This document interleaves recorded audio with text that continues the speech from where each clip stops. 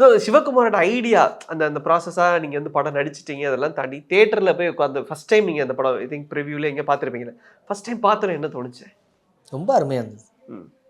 அதாவது ஓவராலா வந்து இப்போ இந்த தாய் கிழவி வந்து ஒரு திருவிழா மாரி ம். ஆயிடுச்சு. மக்கள் கையில இந்த படம் போயி, ராதிகா மேம் சொன்ன மாரி தான் 2000, 3000லாம் டிக்கெட் விக்காம, ம். இருக்கிற காசுக்கே ஒரு 50 ம். கோடி அது கலெக்ட் பண்ணிடுச்சுன்னா, ம்.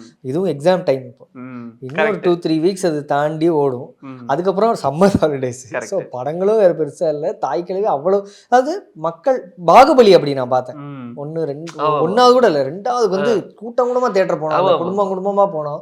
அந்த மாதிரி வந்து இந்த படம் பார்க்கறது ம். அந்த மாரி அந்த ஃபர்ஸ்ட் ஷாட்ல ராதிகா மேம் வந்து இந்த விளக்கேத்தி வைக்கிற ஃப்ரேமே எனக்கு ரொம்ப ம். பிடிச்சது.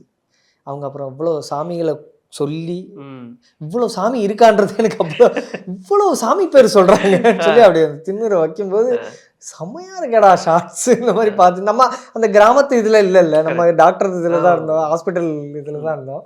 ஸோ அங்க வந்து இந்த இது ரொம்ப ஆரம்பமே அமர்க்களமா இருந்தது. ரொம்ப நைஸ், நல்லா இருந்தது. Nice, nice.